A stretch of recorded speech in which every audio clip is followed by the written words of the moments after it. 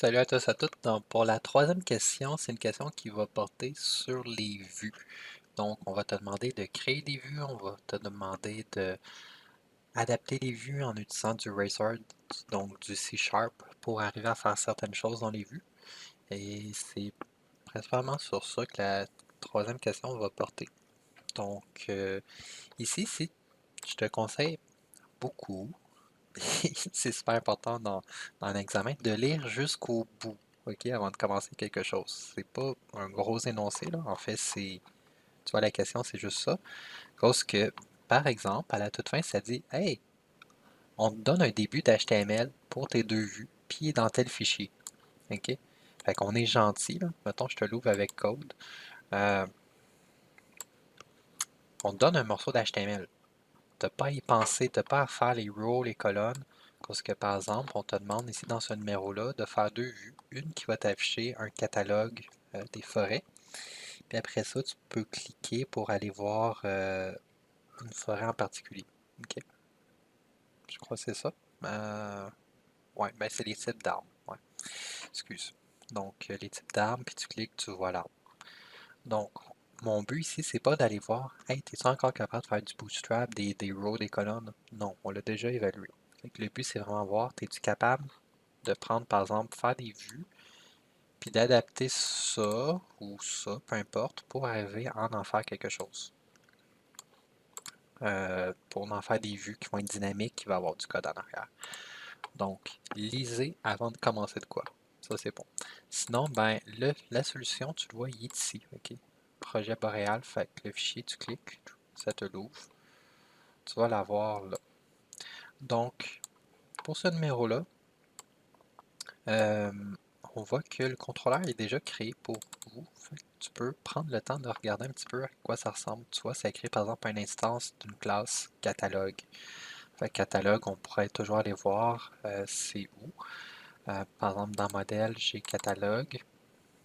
Là, je peux voir que ça crée un array d'arbres, ça retourne l'array. Ben, une liste, excuse. Ça crée une liste d'arbres, ça retourne la liste. Puis ça crée des instances d'arbres avec des valeurs pour chacune des propriétés publiques qu'on pouvait donner. Donc, c'est comme ma fausse base de données si on veut. Donc, on voit que pour index, ça appelle la méthode obtenir liste d'arbres. Qui, si on met notre souris dessus, on voit que ça retourne une liste d'arbres et ça la donne à la vue. Les vues ne sont pas codées. OK? Fait que le but de la question, c'est voir, es-tu capable de coder des vues, d'utiliser une page de disposition ou d'en modifier un petit peu, donc, etc. Ça pourrait être également ben, modifier des vues déjà existantes. Bref, on veut voir, es-tu capable d'utiliser du C Sharp, du Razor dans du HTML. Ouais, du C Sharp dans du HTML, donc du Razor. Donc, OK, pour créer une vue, OK, on voit ici, on a déjà une page de disposition. Puis on te le dit aussi ici, là. Fait qu'on t'a déjà fait tout le head, le body avec les liens vers les fichiers de Bootstrap. Tout ça, c'est déjà là. On a même déjà le render body de où est-ce que le contenu va devoir se placer. Donc, on a un head, on a un main, puis on a un footer. Donc, nos vues, c'est la partie finalement qui va aller dans le centre. Donc, si on se souvient, une page de disposition. Euh, Attendez un instant. Donc, désolé, petite interruption. Donc, on vous fournit déjà la page de disposition. Le but, ça va être de coder les deux vues dans le cadre de cet exercice-ci du formatif. Donc, on va avoir une vue à créer pour l'action index du contrôleur, puis une vue à créer pour l'action consulter du contrôleur. Donc, on pourrait créer les dossiers à la main, fait créer un dossier home, puis à l'intérieur, aller créer les fichiers CS HTML, mais on va y aller avec l'approche que l'outil va nous générer tout ça pour nous. On va faire clic droit sur l'action pour laquelle on veut créer une vue. Par exemple, le index, on va faire ajouter une action. Puis on va prendre la deuxième option ici, qui va nous faire apparaître l'assistant pour pouvoir configurer notre vue. Si on veut, on aurait pu donner un nom différent à notre vue, mais on va garder le standard dans ASP.NET qui fonctionne beaucoup avec Convention over Configuration, donc on va garder le même nom que l'action. On va, modèle, pour l'instant, on va garder ça vide. Éventuellement, on va voir qu'on pourrait par exemple aller choisir, on veut faire une liste de quelque chose ou afficher le détail d'une certaine entité. Ça, on va jouer avec un peu plus tard. Sinon, ici, utiliser une page de disposition, ben, on coche oui, à cause oui, on veut en utiliser une. Puis dans ce cas-ci, on va aller la sélectionner. Fait que je vais aller dire que je veux utiliser la page de disposition suivante. Je fais ajouter. J'attends. En passant, si vous avez des erreurs dans votre code, cette fenêtre, au moment de la génération, ça l'explose. Ça marche pas. Ok, fait que assurez-vous d'avoir réglé vos erreurs avant. Mais de toute façon, à ce stade-là, comme tu n'as pas touché à du code, il ne devrait pas avoir d'erreur. Il faut juste soit patient, puis ça va apparaître.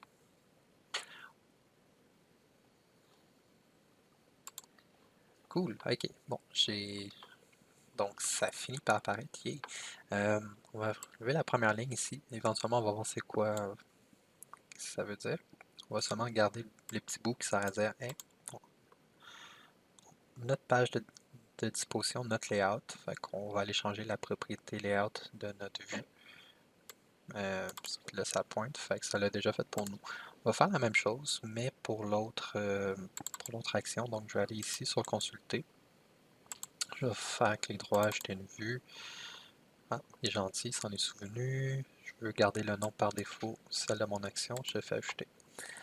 En passant, petit rappel, c'est la job du contrôleur de choisir quelle vue qu'il veut afficher à l'utilisateur. Par exemple, je prends le consulter ici. Consulter, il reçoit un paramètre, un ID. Fait que dans mon application, quand je vais taper l'URL de mon site, slash le nom de mon contrôleur, home, slash consulter, slash un chiffre, le chiffre va se ramasser ici. Puis là, bon, ben, ici, on essaie de boucler sur l'ensemble des arbres qu'on a. Puis on essaie de voir, est-ce qu'il y a un des arbres, fait que ici, tu vois, c'est un for each, sur notre liste d'arbres. Fait que élément, ça représente un des 7 arbres de notre liste. Donc, si on se rend compte que le ID de un des 7 arbres, c'est égal à celui au ID qu'on a reçu en paramètre, là, notre contrôleur va dire OK, bingo, c'est cet arbre-là que je vais afficher l'information. Donc, je retourne la vue en y passant l'arbre en question, un des 7 arbres. Mais s'il n'a pas réussi, parce que, par exemple, on a donné un numéro d'arbre qui n'existe pas, ben, tu te rends compte qu'il va passer à travers le for each, mais il n'y a aucun cas où est-ce que ça va donner vrai. Donc, il va se ramasser ici, puis il va retourner un not found, un code 404 à l'utilisateur pour dire hey, on n'a pas trouvé. Bon, fait que je voulais juste faire un petit retour là-dessus pour dire que c'est pas tout le temps nécessairement la même vue qu'on retourne. T'sais. Par exemple, j'aurais pu faire une vue plus cute. Par exemple, ce serait pas trouvé. Puis ça pourrait être une vue avec plus user-friendly qui indiquerait à l'utilisateur hey, j'ai pas trouvé l'information. Là, fait que j'aurais ici la possibilité que mon action retourne deux vues différentes selon le contexte. Dans ce cas-ci, on va laisser simplement que ça retourne un 404, pas beau. Je vais laisser notre forme comme ça. Donc, OK, on a généré nos deux vues. Je vais enlever ça ici. Il nous reste simplement à mettre le code qu'il y a dedans. Comme je vous expliquais dans cet exercice-là, on ne va pas réévaluer de nouveau, tu es capable de faire du bootstrap ou tout ça. On veut juste voir est-ce que tu es capable d'utiliser Razor. Donc, on te fournit le HTML. S'il y en a à modifier. Donc, par exemple, ici, début de code pour les vues. On voit j'ai le début de code pour la page index. Fait que je vais aller copier ça. Je vais aller mettre ça ici. Et je vais aller ici, copier mon début de code pour la page de consulter. Bon, fait que j'ai du code, c'est beau. Là, si je roule ça, par exemple, puis je regarde, l'information va être statique. Elle ne sera pas dynamique selon les données que le contrôleur a envoyées à la vue. Il faudrait éventuellement que j'y récupère. Mais je vais juste m'assurer que ça fonctionne quand même jusqu'à date, puis que je suis capable de voir quelque chose.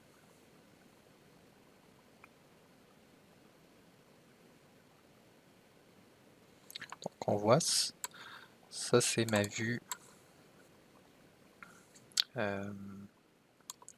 ici index, puis là je vois un seul élément. Si j'en aurais plusieurs, ben j'aurais répété ce code-là ici plusieurs fois. OK? Donc, par exemple, si j'aurais fait ça comme ça, puis là je rafraîchis à la main, parce que dans Visual Studio, il faut rafraîchir ici à la main. Fait que, bon, éventuellement, ça, j'en voudrais beaucoup comme ça. Puis même chose, si je m'en vais dans la page consulter, ben, actuellement, ça m'affiche tout le temps le même arbre, peu importe le ID que je mets. Il faudra que je rende ça dynamique. Donc, allons faire ça. Commençons par le index. Si on regarde les données qui sont envoyées à notre vue, okay, ça fait que c'est le premier paramètre ici, je mets ma souris dessus, je me rends compte que c'est une liste typée, une liste d'objets arbres.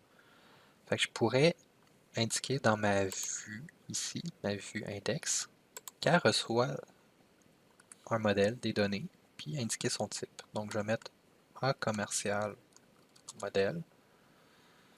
Je vais dire que c'est une liste de arbres. C'est tout. Là, il ne sait pas c'est quoi un arbre. Pourquoi? Ben, c'est l'histoire des espaces de nom. Si on regarde, ça ici, index.cshtml, c'est dans le dossier view, dans le dossier home.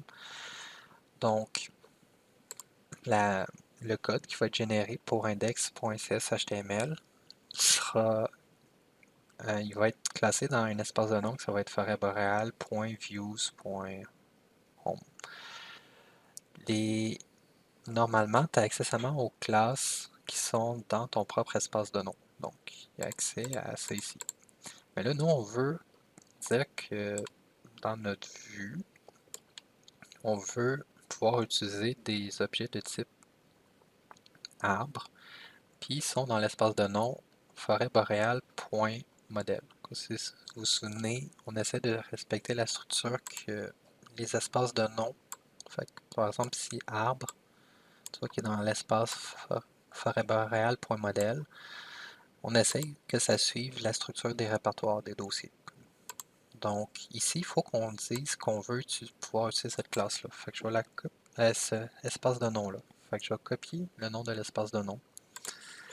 Je vais aller ici, puis je vais utiliser un using. Pareil comme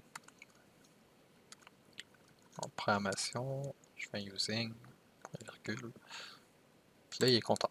Fait que là, maintenant, je peux utiliser, je vais être capable d'utiliser la classe arbre à l'intérieur de mon code ici. Bon, pour récupérer les données qu'on a reçues du contrôleur, c'est avec la voyons, la propriété modèle avec un M majuscule. Donc là, ici, je pourrais faire par exemple un commercial modèle. Puis tu vois que, bon, en mettant ma souris dessus, ça me dit que c'est le type, fait que c'est liste arbre à cause que j'ai mis la directive ici. Je pourrais faire une boucle à cause que je sais que c'est une liste d'arbres. Donc je vais faire un for each. Je vais dire, mettons, un arbre, faire arbre in modèle, comme ça. Puis là, je pourrais aller mettre ici le code que je veux faire répéter à chaque fois qu'il y a un arbre. Donc ça, je vais enlever les répétitions que j'ai faites à la main. Je vais aller prendre ça ici, puis je vais le coller à l'intérieur du for each. Là, si je relance l'application, on va se rendre compte que je vais avoir 7 arbres différents qui vont apparaître. Mais 7 fois le même arbre en fait qui va apparaître.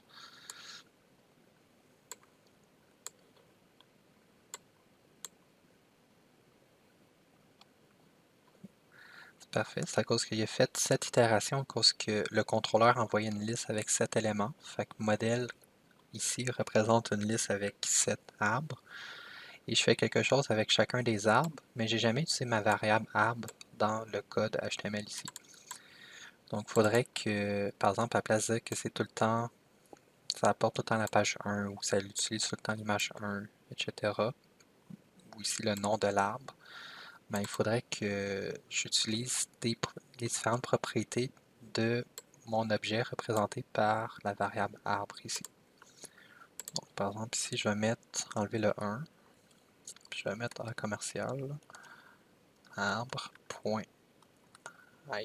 Fait que je vais aller lire la valeur de cette propriété-là, puis ça va l'utiliser pour faire mon élément A pour le href. Sinon ici, même affaire. Faire arbre.id. Puis là, tu vois qu'il est comme pas content. Au cégep, vous êtes quand même, ben, vous avez peut-être une configuration différente de la mienne, mais quand vous écrivez du code Wizard, du C#, au fur et à mesure que tu écris, c'est comme enfoncé. Puis quand tu n'es plus en mode C#, ça redevient comme en couleur normale, comme ça ici, la couleur de fond. Donc, normalement, c'est ici, on verrait que c'est foncé. Puis là, ici, on verrait que c'est pas foncé. Donc, nous, ici, il faut dire, OK, le C#, il commence ici, puis il arrête là. Donc, on mettrait une parenthèse ouverte ici, puis une parenthèse fermante ici. Comme ça, là, il comprend, OK, ça, considère ça comme du C#, mais par la suite, on considère pas ça comme du C#. On va faire la même chose ici. On va mettre un A commercial arbre point non.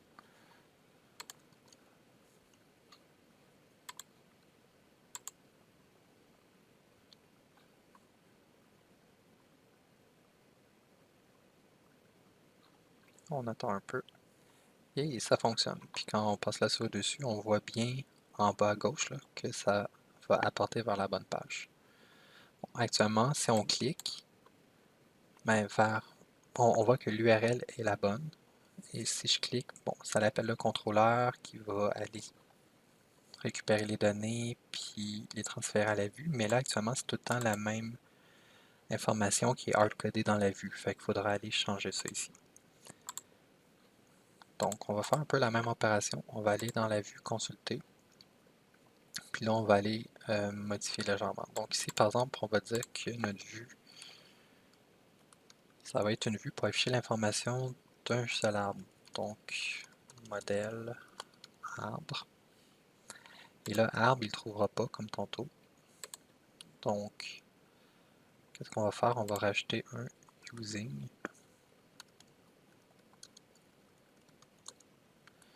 de forêt boréale.modèle.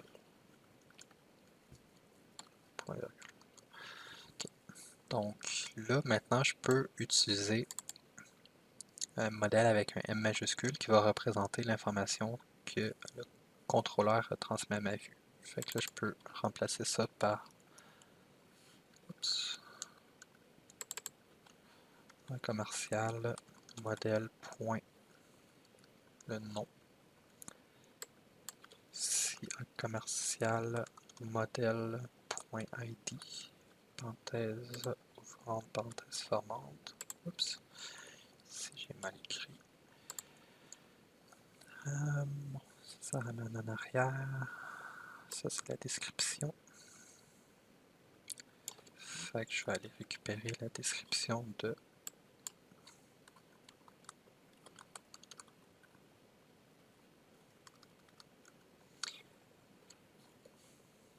comme ça. Et dans le cas où est-ce que c'est une espèce qui est résineuse, l'arbre, on voudrait afficher un message. Donc là, ici, on peut utiliser, comme on avait vu, des if, des else. Donc, on va faire un if. Je vais dire si mon arbre, c'est une espèce résineuse, donc ça, c'est une valeur vrai ou faux. Donc, si ça l'est, on va afficher ce petit morceau-là. Sinon, ben, on le fera pas. Donc, je vais relancer.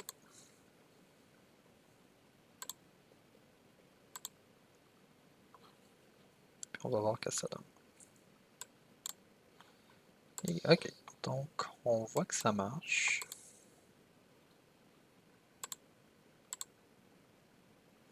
Voici, c'est une espèce résineuse. Ça fonctionne aussi.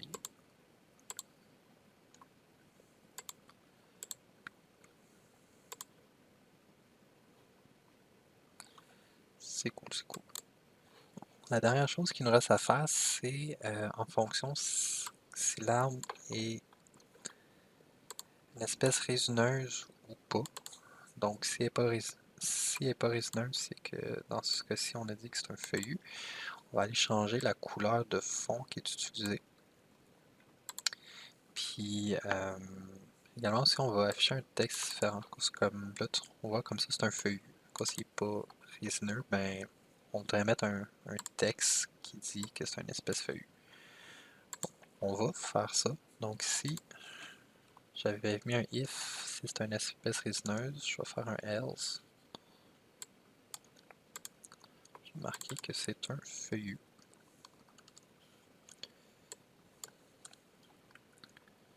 Je vais retourner ici, je vais faire un F5.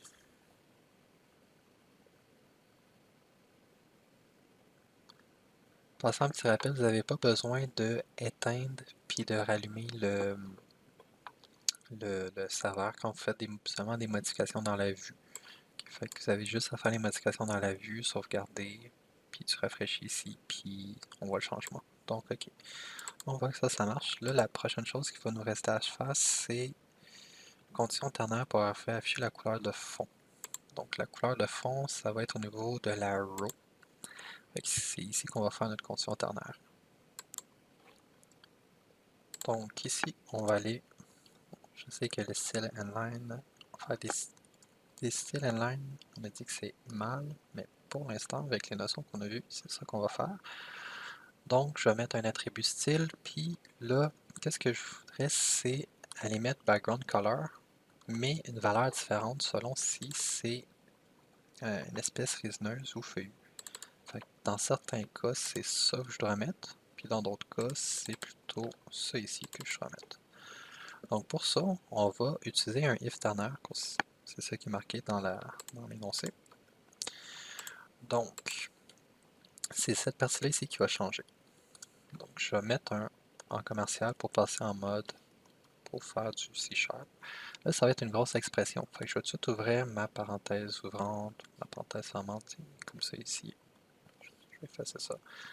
Donc, c'est là que je vais aller mettre mon code C# pour arriver à faire ça. Donc, si mon modèle, c'est, je regarde sa propriété espèce résineuse, si c'est true, ben, on peut juste marquer ça comme ça, si c'est true.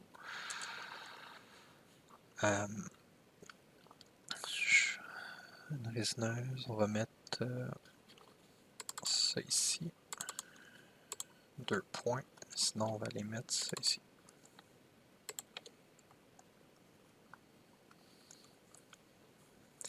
Okay.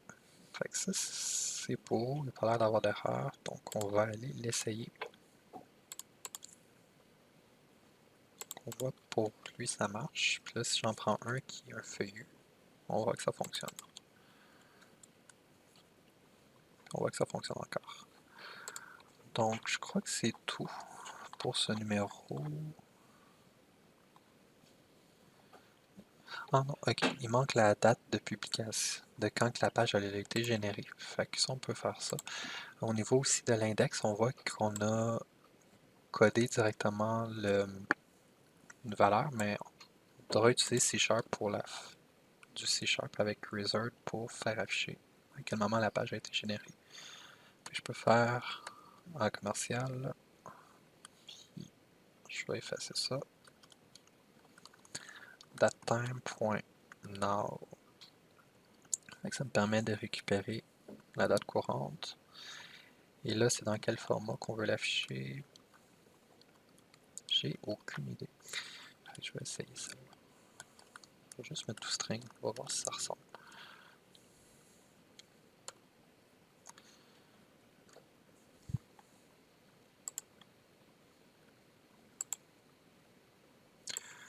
Je vais aller à la page de départ. Yeah, ça marche. Bon, je vais enlever. Oups, petit point. Et c'est tout. Fait qu'on a fini par passer là-dessus. Fait qu'oubliez pas que vous avez la feuille de mémoire que vous pouvez utiliser pour noter certains des éléments que tu crois qu'il va avoir plus de difficultés, que tu vas avoir plus de difficultés. C'est de faire quelque chose de vraiment personnalisé selon tes forces et tes faiblesses. Si par exemple tu sais que les 3 types de colonnes en Bootstrap qu'on utilise, c'est de la misère, ben écris-les. S'il y a certaines propriétés CSS que tu sais que tu vas oublier, ben n'hésite pas à les écrire. Puis sinon, ben je vous souhaite bonne chance pour l'examen.